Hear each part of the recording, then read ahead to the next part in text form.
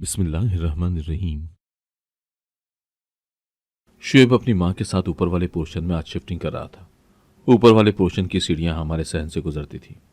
वो गाड़ी से अपना सामान उतारकर सीढ़ियों के करीब रखता जा रहा था। ऐसे में जब भी उसकी मेरी निगाहें आपस में टकराईं तो पहली बार वो मुझे देखकर मुस्कुरा दिया, लेकिन फिर दूसरी बार जब मेरी उससे नादानिस्ता निगाह टकराई तो उसने अपनी निगाहें झुका ली। फिर वो जब भी सामान अंदर लेकर आया तो उसने किचन की तरफ बिल्कुल भी न देखा, क्योंकि हमारा किचन ऐन सीढ़ियों के साथ ही बना हुआ था और उसकी खिड़की से गेट और सीढ़ियां बिल्कुल साफ नजर आती थी। मुझे अच्छे से अंदाजा हो रहा था कि वो एक इंतहाई शरीफ लड़का है। जाने क्यों मुझे उसका यह अंदाज बहुत अच्छा लगा, वरना उमूमन लड़के तो इस उम्र में इंतहाई नजरबाज होते हैं।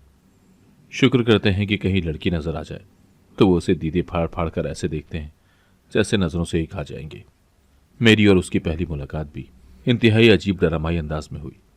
मैं मोहल्ले के ही जनरल स्टोर से नूडल का पैकेट ले रही थी कि अचानक मुझे अपने करीब से एक इंतहाई झिझकती हुई आवाज सुनाई दी। अंकल, यहाँ कोई मकान किराए पर खाली है तो प्लीज बताइए। मैंने घूमकर उसकी तरफ देखा, जो मेरी वजह से काफी साइड पर होकर खड़ा हुआ था। उसने एक दफा भी मुझे पलट कर नहीं देखा। मुझे उसकी इसी शराफत ने बहुत मुतासर किया। मैं नूडल तो ले चुकी थी, मगर दानिस्ता तौर पर वहीं रुक गई। उसके साथ एक बूढ़ी सी खातून भी थी, जो शायद उसकी वालदा होंगी या फिर दादी। मैं कोई तायुन न कर पाई, क्योंकि वो काफी उम्र रसीदा खातून थी जिनके हाथ कब कपा रहे थे। शायद उन्हें कोई बीमारी थी। उन्होंने कुछ जुटती सी निगाह मुझ पर डाली और फिर उस लड़के के पास ही आकर खड़ी हो गई। चाचा जी ने उनको कहा कि मेरी नज़र में तो फिल वक्त ऐसा कोई घर किराए के लिए खाली नहीं है, लेकिन अगर खाली हुआ तो मैं आपको इत्तला दे दूंगा। आप लोग इस मोहल्ले के नहीं लगते, कहाँ से आए हैं? तो वो कहने लगा, मैं पिछले मोहल्ले से आया हूँ, ये मेरी वालदा है। जाने क्यों मुझे ऐसा लगा जैसे वो दानिस्ता कोई बात छुपा रहा है। फिर चाचा जी ने उससे कहा कि अगर आपके पास कोई अपना नंबर है तो वो मुझे दे दीजिए। यहाँ घर खाली होते रहते हैं तो मैं आपको बर वक्त फ़ोन पर इत्तला दे दूंगा। तो उस लड़की ने अपना नंबर चाचे को लिखवाया। एकदम चाचा जी ने मेरी तरफ देखा और फिर मुझसे पूछा कि बेटी, कुछ और चाहिए क्या तुम्हें? तो मैंने नफ़ी में सर हिलाया और चाचा को बोला कि नूडल हमारे हिसाब में रजिस्टर में लिख दें। तो उन्होंने सर हिलाते हुए रजिस्टर खोल दिया। मैंने एक हल्की सी निगाह उन माँ बेटी पर डाली और आहिस्ता आहिस्ता कदमों से आगे जाने लगी, मगर मुड़ मुड़ कर मैं पीछे भी देखती। वो अब अपनी माँ से कोई बात कर रहा था और फिर वो दोनों माँ बेटे उसी रास्ते पर आगे बढ़ने लगे जिस रास्ते पर मैं जा रही थी।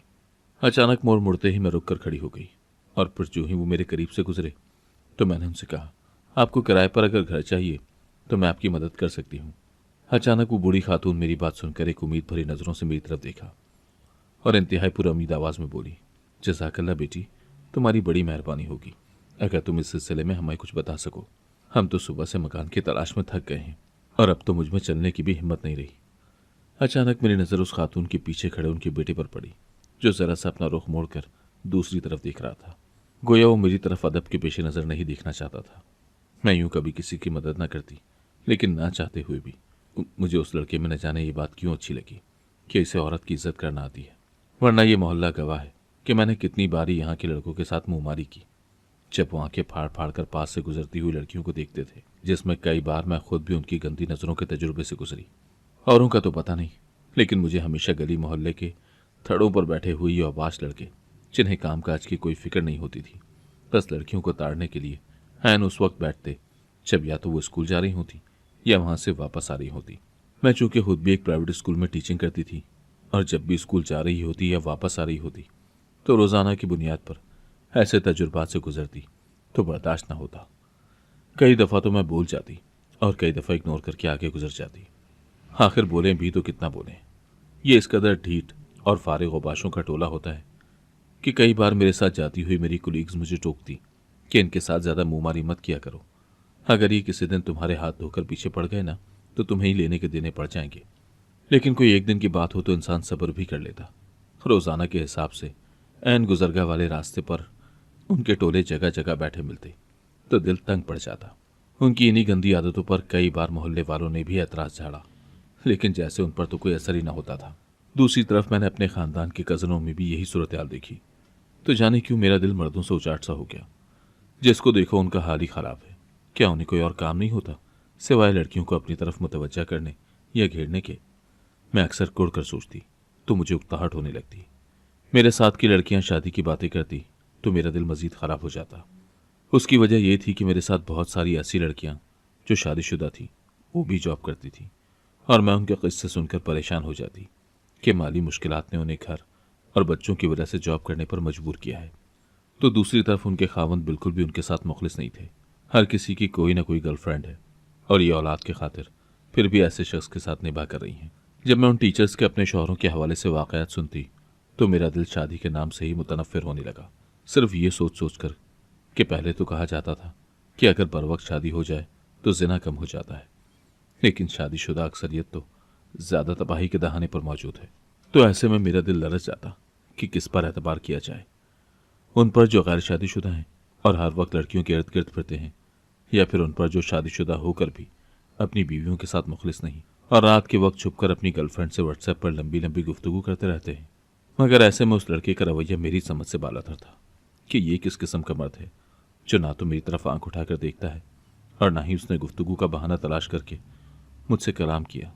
हालांकि उसके पास तो मेरे से बात करने का बहुत अच्छा बहाना था। ये चाहता तो मुझसे मकान के हवाले से खुद भी बात कर सकता था, लेकिन इसने अपनी वालदा को मेरे सामने कर दिया और खुद रुख मोड़ कर खड़ा हो गया और एक बार भी उसने पलट कर मेरी तरफ देखना भी गवारा न किया। उसकी इसी अदा ने मुझे बार बार उस खातून से बात करते हुए उस लड़के की तरफ देखने पर मजबूर किया। बातों बातों में उस खातून ने अपना तारुफ खुद ही देना शुरू कर दिया कि ये मेरा बेटा है और हम दो ही हैं। हमें बस एक छोटे से घर की ज़रूरत है जहां इज्जत से सर छुपाने का ठिकाना मुयस्सर आ जाए। खातून की बातों में एक अजीब सा दर्द और मोहब्बत खुली हुई थी। शायद इसीलिए कहते हैं कि दिल को दिल से राह होती है। मुझे उनसे बहुत ही अच्छी और पॉजिटिव वाइब्स आ रही थी। तो मैंने उन्हें कहा कि आप लोग पहले कहाँ रहते थे और वो घर क्यों छोड़ रहे हैं। तो उन्होंने मुझे कहा कि मालिक मकान अपने घर को बेचना चाहते हैं, तो उन्होंने हमें घर खाली करने का कह दिया है, इसीलिए हम मकान ढूंढ रहे हैं। मैंने उनसे कहा कि हमारा ऊपर वाला पोर्शन खाली है, लेकिन उसमें आर्जी से 2 कमरे बने हुए हैं, उसमें किचन भी नहीं है, आप देख लें। अगर आपको पसंद आता है तो आप मज़ीद बात मेरे अब्बा से कर लें। उन्होंने मुझे कहा कि ठीक है, कि आपके अब्बा से आज ही अगर मुलाकात हो जाए तो बहुत अच्छा रहेगा। मैंने सर हिलाते हुए उन्हें अपने पीछे आने का कहा। मैं जानती थी इस वक्त जो हमारे घर के हालात बने हुए हैं, इसमें अगर अब्बा को कोई छड़ा भी मिल जाता तो अब्बा उसे किराएदार रख लेते। ऐसे में इन 2 माँ बेटों को बतौर किराएदार मिल जाना मुझे किसी नीमत से कम नहीं लग रहा था और मैं उन्हें किसी तौर भी अपने हाथों से गंवाना नहीं चाहती थी, क्योंकि ये फैमिली भी छोटी थी और हमें भी छोटी ही फैमिली चाहिए थी। दरअसल छोटी फैमिली के छोटे ही खर्चे होते हैं। हमारा बिजली और गैस का मीटर एक ही था, इसीलिए अब्बा की पहली तरजीह छोटी फैमिली ही होती, ताकि बिजली गैस के बिल कम आए और पानी की मोटर भी बार बार न चले। अगर बड़ी फैमिली होती तो फिर पानी की मोटर भी बार बार चलती और गैस बिजली के बिल भी ज़्यादा आते। इससे पहले कि अब्बा किसी छड़े को रखते, मुझे यही बेहतर लगा कि मैं उन्हें फ़ौरन अब्बा से मिलवा दूँ। मैं उन्हें लेकर घर में दाखिल हुई तो अब्बा सहन में चारपाई पर लेटे हुए थे। मेरे साथ उन माँ बेटे को देखकर अब्बा ने सवालिया नज़रों से मेरी तरफ देखा और उठकर बैठ गए। तो मैंने अब्बा से कहा कि इन्हें किराए का घर चाहिए, तो मैंने यहाँ पर ले आई हूँ। अब्बा ने घूर घूर कर खातून को और उसके बेटे को देखा और फिर सामने चारपाई पर बिठाया। उनसे बुनियादी सवाल पूछने के बाद अब्बा ने उन्हें किराया बताया तो खातून ने एकदम से हामी भर ली कि हमें मंजूर है। अब्बा ने कहा कि बेहतर है कि आप पहले ऊपर वाला पोर्शन देख लें। मैं एक सरकारी महकमे में क्लर्क था, अभी रिटायर हुआ हूँ। दौरान नौकरी मैंने बस 2 कमरे किसी तरह आर्जी बना लिए। ये पलस्तर भी नहीं है, फर्श भी ईंटों का है जो पक्का नहीं है, और किचन भी अलग से नहीं बना हुआ। तो आप लोग देख लें, अगर आपको पसंद आता है तो मुझे बता दें। खातून ने एकदम से कहा कि मैं तो सीढ़ियाँ बार बार ऊपर नीचे नहीं चढ़ सकती, अलबत्ता मेरा बेटा देख लेगा। लेकिन मैं तो सिर्फ इतना ही कहूँगी कि मुझे बगैर देखे ये घर लेना है, क्योंकि मैं बहुत मजबूर हूँ। मालिक मकान कल हमसे घर खाली करवा लेगा। उस मकान का सौदा हो चुका है और वो मजीद 2 दिन भी हमें देने को तैयार नहीं है। वो खातून इंतहाई बेचारगी से बोली तो अब्बा ने सर हिलाकर उनकी तायद की और कहा कि बाज़ औक़ात मालिक मकान भी किसी फ़िरौन से कम नहीं होते। वो दूसरों की मजबूरियों को नहीं देखते, बस उन्हें अपने नफ़े की ज़्यादा परवाह होती है। फिर उन्होंने उस खातून की बेटी की तरफ देखा और कहा, बरखुरदार, तुम मेरे साथ ऊपर चलो और आकर एक नज़र देख लो तो मुनासिब होगा। वो लड़का इंतहाई अदब के साथ अब्बा के साथ उठकर खड़ा हो गया। तो वो और अब्बा सीढ़ियाँ चढ़कर ऊपर वाले पोर्शन में गए। मैंने किचन की राह ली और चाय बनाने की तैयारी करने लगी। किचन की खिड़की से मैं बार बार उस खातून का मुशाहिदा भी करती जा रही थी, जो काफ़ी देर से सर झुकाकर न जाने ज़मीन पर क्या तलाश कर रही थी। शायद ये बहुत ही परेशान है। मैंने दिल में सोचा, अल्लाह ताला की मखलूक भी कैसी कैसी परेशानियों में मुब्तला है। जिनके पास घर है वो भी परेशान है और जिनके पास सिरे से घर नहीं वो भी परेशान है। मैंने एक ठंडी आब भरकर देशकी में पानी रखा जो ही चाय तैयार हुई तो मैंने चाय कपों में डाली और लेकर बाहर आ गई। इतने में वो लड़का अब्बा के साथ मकान देखकर नीचे उतर आया। उसने आते ही आहिस्ता से उस खातून से कहा कि मकान ठीक है, जो कमी बेशी हुई वो हम बाद में ठीक करवा लेंगे। तो खातून ने अल्हम्दुलिल्लाह पढ़ा। उनकी आंखों में तशक्कुर की नमी मैंने जब देखी तो मेरा दिल जैसे भर सा आया। उनकी फैमिली भी हमारी तरह छोटी सी ही थी। जिस तरह घर में मैं और अब्बा ही थे। मेरी वालदा का 2 साल पहले इंतकाल हो चुका था, जब मैं सेकंड ईयर में थी। मेरा कोई बहन भाई नहीं था। तो अम्मा के जाने के बाद एक अजीब सा खला मेरी जिंदगी में आ गया। पहले तो मैं और अम्मा सारा सारा दिन ढेरों बातें किया करते थे, लेकिन अब उनके जाने के बाद तो ऐसा लगता था जैसे मैं बात करना ही भूल गई हूँ। अब्बा एक खामोश तबीयत इंसान थे। वो ज़्यादा बातें करना पसंद नहीं करते थे। मैं कई बार अगर उनके सामने ज़्यादा बोल जाऊं तो वो मुझे टोक देते कि कितना बोलती हो तुम। मैं शर्मिंदा सी हो जाती, लेकिन कभी उन्हें पलटकर ये नहीं कहा कि अगर अम्मी होती तो मैं कभी आपसे इतनी लंबी और तवील बातें न करती। लेकिन मैं जानती थी कि अब्बा को ऐसी जज्बाती बातें पसंद नहीं हैं। वो जल्द ही उकता जाते हैं। इसीलिए मैं खामोशी से उनके पास से उठ जाती। अम्मा के जाने के बाद जब घर में खामोशी मुझे ज़्यादा तंग करने लगी तो मैंने अब्बा से टीचिंग करने की इजाज़त मांगी। मेरी बहुत सारी सहेलियां सेकंड ईयर के बाद नज़दीकी प्राइवेट स्कूलों में जॉब कर रही थी और अपना छोटा मोटा खर्चा खुद उठा रही थी। ऐसे में उन्होंने मुझे भी मशवरा दिया कि स्कूल में वैकेंसी खाली है तो तुम ट्राई क्यों नहीं करती, घर में क्यों बैठी हुई हो। तो मैंने हामी भर ली। इसके पीछे एक राज ये भी था कि मुझे अपना एडमिशन थर्ड ईयर के लिए भेजना था और अब्बा इस हवाले से मेरी कोई भी मदद नहीं कर पा रहे थे, क्योंकि हमारे माली हालात इस बात की इजाज़त नहीं दे रहे थे कि मैं कॉलेज की फ़ीस दे सकूं। इसीलिए अब्बा ने मुझे पहले ही कह दिया कि मैं मज़ीद तुम्हें कॉलेज नहीं पढ़ा सकता। लिहाजा मैंने यही सोचा कि अगर मैं छोटी मोटी जॉब किसी स्कूल में कर लेती हूँ तो अपना एडमिशन बआसानी भेज सकूंगी। और इसी चीज़ ने मुझे तहरीक दी और मैंने घर के पास ही एक प्राइवेट स्कूल में जॉब स्टार्ट कर दी। मैं सुबह 7 बजे स्कूल के लिए निकल जाती और दिन को 2 बजे घर आती। लेकिन घर आकर मैं प्राइवेट स्कूल का ही कोई ना कोई काम कर रही होती। मेरा पूरा दिन घर और स्कूल की मसरूफियत में गुजर जाता और मुझे घर के दरो दीवार भी अब तंग न करते और तन्हाई का वो एहसास जो पहले होता था अब नहीं होता था। और ये बिल्कुल पहला मौका था जब हम अपने ही घर में किराएदार रख रहे थे। दोपहर से शाम होने को आई थी, लेकिन उनका सामान खत्म होने का नाम ही नहीं ले रहा था। उनका जो सामान इस वक्त हमारे सहन में पड़ा था उससे हमारा पूरा सहन भर चुका था। एक से बढ़कर एक चीज़ देखकर मेरी आंखें चुंधिया गईं। मैं और अब्बा किचन में ही खड़े उनके सामान को देखते चले जा रहे थे। उनका तमाम कीमती फर्नीचर इंतहाई भारी भरकम और जदीद तर्ज का दिखाई दे रहा था। फुल साइज का एलसीडी से लेकर एसी तक हर सामान हमारी आंखों को खैरा कर रहा था। बर्तनों के तो कई छोटे बड़े डब्बे देखकर मैंने उंगली मुंह में दे दी। ये लोग तो ठीक ठाक अमीर लगते हैं, अगर मेरा अंदाजा गलत नहीं है तो। अब्बा ने सिरे लब कहा तो मैं मुंह बनाती हुई बोली, अगर ये अमीर होते तो इनका अपना घर ना होता। तो अब्बा ने मेरी बात पर हुनकारा भरते हुए बोले, हाँ तुम्हारी ये बात भी दुरुस्त है, लेकिन इतना कीमती फर्नीचर और साजो सामान किसी किराएदार का नहीं हो सकता। मेरा भी आखिर जिंदगी का एक तजुर्बा है। अब्बा, कुछ लोग इंतहाई शौकीन मिजाज होते हैं और अपने शौक में वो चीज़ें खरीदते चले जाते हैं। वो आपको मेरी दोस्त याद है ना, जिनका इसी मोहल्ले में किराए पर घर था, तो उसकी अम्मी जब भी बाजार जाती तो कुछ न कुछ खरीद कर ले आती। अभी उनकी बेडशीट्स नहीं होती थी कि मज़ीद बेडशीट्स आ जाती। हालांकि उनके हालात भी हमारी तरह ही थे। अंकल एक आम सी परचून की दुकान चलाते थे, लेकिन उनकी बीवी के ठाट बाट देखकर ऐसा लगता था जैसे ये कोई बहुत ही अमीर फैमिली हो। बस कुछ लोगों को नित नई चीज़ों से घर भरने का शौक होता है कि उनका ये शौक उन्हें कितना महंगा पड़ सकता है जब वो किराए की ज़िंदगी गुजार रहे होते हैं।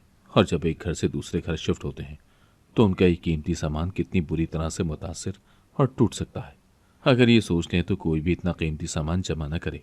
अच्छा तुम बातें कम करो और काम पर ध्यान दो। अब्बा बोले, इनका शाम का खाना हमारी तरफ से जाएगा। अब ये बेचारे थके हारे क्या अपने लिए बाजार से खरीद कर लाएंगे। मैं इन्हें बता कर आता हूँ और तुम मसाला तैयार करो। मैं बाजार से चिकन ला रहा हूँ, साथ में चावल बना देना। मैंने फटाफट उनके लिए खाना तैयार करना शुरू कर दिया। कुछ दिनों के बाद अचानक मुझ पर और अब्बा पर शुएब के जरिए एक राज खुला कि वो एक करोड़पति लड़का है, लेकिन एक ऐसे मौजी मर्ज में मुब्तला है जिसमें वो कुछ दिनों में ही मर जाएगा। एक दिन अचानक उसकी तबीयत खराब हुई तो अब्बा ने मेरा उससे निकाह कर दिया और फिर उसे फ़ौरन हॉस्पिटल ले जाने लगे।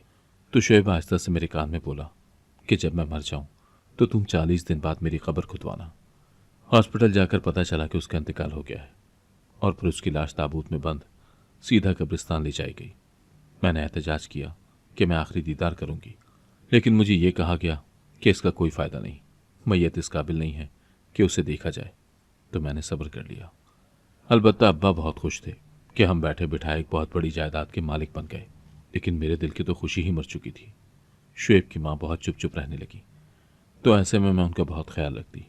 एक दिन शुएब का वकील हमारे घर आया और उसने मुझे बताया कि शुएब की सारी जायदाद जब्त हो चुकी है, क्योंकि वो बर वक्त लोन की रकम अदा नहीं कर सका। वकील के जाने के बाद अब्बा ने मुझे कहा कि अब शुएब की माँ का क्या करना है। तो मैंने हैरत से उनकी तरफ देखा, तो वो मुझे समझाते हुए बोले कि तुमने इस कंगाल औरत की खिदमत का ठेका ले रखा है क्या? निकाल बाहर करो इसे। कब तक इस औरत को संभालोगी? दारुल अमान भेजो इसे। तो मैं गुस्से से अब्बा की तरफ देखते हुए बोली, इनका बेटा मरा है, बहू नहीं। जब तक मैं जिंदा हूँ, शुएब की वालदा मेरे साथ रहेंगी और उनकी खिदमत करना मेरा फ़र्ज़ है। तो अब्बा बहुत बड़बड़ाए कि तुम्हारा दिमाग ख़राब हो गया है, शुएब मर चुका है और अब बिला वजह उसकी माँ को अपने गले का हार मत बनाओ, बल्कि किसी अच्छी जगह देखकर मैं तुम्हारी दूसरी शादी करवा दूंगा। तो मुझे अब्बा की बात पर बेहद गुस्सा आया कि अभी तो मेरी इद्दत भी पूरी नहीं हुई और शुएब को मरे कुछ ही दिन हुए हैं और आप ऐसी बातें कर रहे हैं। मैं इससे पहले कोई और सख्त बात कहती, वो फौरन उठकर कमरे से बाहर निकल गए। सामने ही शुएब की वालदा खड़ी थी। यकीनन वो सब कुछ सुन चुकी होंगी। उनकी आंखों में बेशुमार आंसू देखकर मैं दहल गई। मैंने फौरन उन्हें अपने गले लगा लिया, उनके आंसू साफ किए। आपको रोने की जरूरत नहीं है, आपकी बेटी जिंदा है अभी। उन्होंने एहसास तशक्कुर से मेरे हाथों को चूमा। 40 दिन जब गुजरे तो मैं चुप कर कब्रिस्तान गई और जो ही शुएब की कब्र खुदवाई तो मेरे सर पर आसमान टूट कर गिर पड़ा, क्योंकि अंदर शुएब की लाश नहीं पड़ी थी। मैं फौरन वहां से पुलिस स्टेशन गई। थोड़ी देर के बाद मुझे एक सजे सजाए ऑफिस में ले जाया गया, जहां एक रिवॉल्विंग चेयर पर कोई अफसर बैठा हुआ था, लेकिन उस शख्स की शक्ल को मैं नहीं देख सकी, क्योंकि उसका रुख दीवार की तरफ मुड़ा हुआ था और वो किसी फाइल की स्टडी कर रहा था। अचानक नेम प्लेट पर जब मेरी नजर पड़ी तो मेरे दिल से एक हुक सी उठी। नेम प्लेट पर शुएब लिखा हुआ था और उसके नाम को देखकर मेरी आंखों में ढेरों आंसू आ गए। तभी रिवॉल्विंग चेयर मेरी तरफ आहिस्ता से घूमी और उस पर बैठे हुए शख्स पर जब मेरी नजर पड़ी तो मेरे पैरों तले से जमीन निकल गई। मेरी सांसें तेज तेज चलने लगी।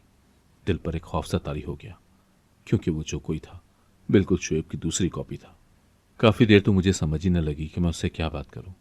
मेरा दिमाग बिल्कुल माफ हो चुका था, लेकिन कुर्सी पर बैठा हुआ शख्स मुझे मुसलसल देखते हुए मुस्कुराया जा रहा था। तभी मैंने हकलाते हुए उससे पूछा, कौन है आप? मैं शुएब। उसने अपना नाम बताया तो मेरा रंग खौफ के मारे सफ़ेद पड़ने लगा। वही अंदाज, वही लबो लहजा, इतना सब कैसे मैच हो सकता है? मैं गड़बड़ाने लगी। मेरा दिल चाहा कि मैं भागकर यहाँ से निकल जाऊं, मगर मेरे पांव मन मन भर के हो गए थे। मेरी नज़रें सामने बैठे शख्स पर जम सी गईं। अचानक वो बोला, जी फरमाइए, क्या खिदमत कर सकता हूँ आपकी? आप शुएब नहीं हो सकते, मैं घिघियाते हुए बोली। दोस्त ने अपने सामने बैठे हुए पुलिस वाले को कहा कि बीबी को बताओ मैं कौन हूँ, तो वो भी मुस्कुराने लगा और मुझे कहा कि ये हमारे अफसर शुएब साहब हैं। ये कहकर वो बाहर निकल गया, लेकिन मैं अपनी सीट पर बैठी बिल्कुल फ्रीज हो चुकी थी। जब भी शुएब बोला, कैसी हो सादिया? उम्मीद है मुझे जिंदा सलामत देखकर तुम्हें खुशी हुई होगी। ये क्या मजाक है? मैं बौखलाए हुए बोली। मुझे अपनी यह आवाज़ किसी कुएं में से आती हुई महसूस हुई। मेरी प्यारी सी बेगम, मेरा आपका मजाक है क्या? वही मुस्कुराहट, वही मोतियों जैसे दांत। मैं आंखें टपटपाते हुए उसकी तरफ देखे जा रही थी कि वो एकदम से बोला, तुमसे शादी का मेरा फैसला गलत साबित नहीं हुआ सादिया। तुम वाकई रिश्तों को संभालना जानती हो। तुमने ये साबित कर दिया। जिस तरह तुमने मेरी अम्मी की खिदमत की है वो सब मेरे इल्म में है। इल्म में है? मैंने उसके लफ्ज़ों को दोहराया तो अचानक मेरे जिस्म में एक तेज आग सी भड़की। आखिर कौन हो तुम? एक ही बार सारे सच से पर्दा क्यों नहीं उठा देते? यकीनन तुम शुएब के हमशक्ल हो और अब हम सबको बेवकूफ़ बनाने पर तुले हुए हो, लेकिन तुम मुझे बेवकूफ़ नहीं बना सकते, समझे मिस्टर? शुएब कैसे जिंदा हो सकता है? यकीनन तुम उसके हमशक्ल हो और अब उसकी जगह लेना चाहते हो। तो उसने एक जोरदार कहकहा लगाया और कहा, पुलिस वाले के लिए मरने की एक्टिंग करना कौन सा मुश्किल काम है? दरअसल ये सब एक प्लान के तहत हुआ है। प्लान? कैसा प्लान? मैं तेज आवाज में बोली। तो वो धीमे लहजे में बोला, दरअसल सादिया, मैं करोड़ों की जायदाद का अकेला वारिस हूँ। मेरे तबके की हर लड़की मुझ पर फिदा थी और मुझसे सिर्फ इसलिए शादी की ख्वाहिशमंद थी कि मैं करोड़पति आदमी हूँ। उन सबको मैं एक लॉटरी लगता था। मेरी अम्मी अपने स्टेटस के मुताबिक ही मेरी शादी करना चाहती थी, लेकिन मैं चाहता था कि मेरी जिंदगी में जो आए वो मुझे चाहे, मेरी दौलत को नहीं। लेकिन हर एक को मेरे करीब सिर्फ मेरी दौलत की वजह से आना था। अपने तबके से हटकर मैंने मिडिल क्लास लड़कियों को भी इसी लालच और हवस में मुब्तला देखा, तो मैं शादी से दूर भागने लगा। फिर अम्मी ने मुझे चैलेंज किया कि हर लड़की ऐसी नहीं होती तो मैंने अम्मी से वादा किया कि अगर इस दुनिया में कोई लड़की मुझे ऐसी मिली तो मैं उससे शादी कर लूँगा। इस मकसद के लिए मैं और अम्मी मुख्तलिफ शहरों और मुख्तलिफ जगहों पर फिरे, लेकिन फिर अचानक हम दोनों माँ बेटी से टकरा गई। तो न जाने क्यों तुम मुझे मुख्तलिफ लगी। तो मैंने अम्मी के सामने अपने प्लान को थोड़ा सा तब्दील किया और अम्मी से कहा कि मैं इससे शादी करूँगा और फिर प्लान नंबर 2 पर अमल होगा। इस मामले में अम्मी ने मेरा बहुत साथ दिया। फिर तुमसे शादी हुई और फिर प्लान नंबर 2 के तहत मुझे मरना पड़ा। शुक्र है तुमने ताबूत खुलवाने की जिद न की, वरना मेरा प्लान फेल हो जाता। वो शरारत से मुस्कुराया तो मैंने उसे खा जाने वाली नजरों से देखा। वो तवक्कुफ के बाद फिर बोला, वकील को भी मैंने ही भेजा था जिसने तुम्हें बताया कि मेरी सारी जायदाद जब्त हो गई है। अब यहाँ एक बड़ी आजमाइश तुम्हारे सर पर आई, लेकिन तुम इसमें भी कामयाब हो गई जब तुमने अपने अब्बा के बज़ेद होने के बावजूद मेरी अम्मी को न छोड़ा और उनकी खिदमत करती रही। तो मुझे लगा कि वाकई मैंने एक हीरा लड़की पाई है। वो यहाँ तक कहकर खामोश हो गया तो मैं गुस्से से खड़ी हो गई। इससे पहले कि मैं बाहर निकलती वो फौरन कान पकड़कर मेरे रास्ते में आ गया। देखो, स्टाफ ने मुझे इस हाल में देख लिया तो मेरा मजाक उड़ाएंगे, मान जाओ प्लीज़, माफ़ कर दो। तो मैंने कहा, आप इस कदर संगदिल होंगे मुझे ये उम्मीद न थी। तो शुएब बोला, मैं वाकई ही संगदिल नहीं हूँ, तुम मुझे आजमा सकती हो। उसने गहरी नज़र से मुझे देखा तो मैं झेंप सी गई और अल्लाह का शुक्र अदा किया कि कम अज़ कम मैं दौलत की हवस में अंधी नहीं बनी। शायद ये मेरी नीयत का ही फल था कि मुझे एक अच्छे शौहर के साथ साथ बेपनाह दौलत भी मिल गई। अगर आपको आज की कहानी पसंद आई है तो वीडियो को जरूर लाइक कीजिएगा और अपने दोस्तों के साथ भी शेयर कीजिएगा। और हाँ, अगर आपने अभी तक हमारा चैनल सब्सक्राइब नहीं किया तो जरूर सब्सक्राइब करें। मिलते हैं कल एक नई और दिलचस्प कहानी के साथ। अल्लाह हाफिज।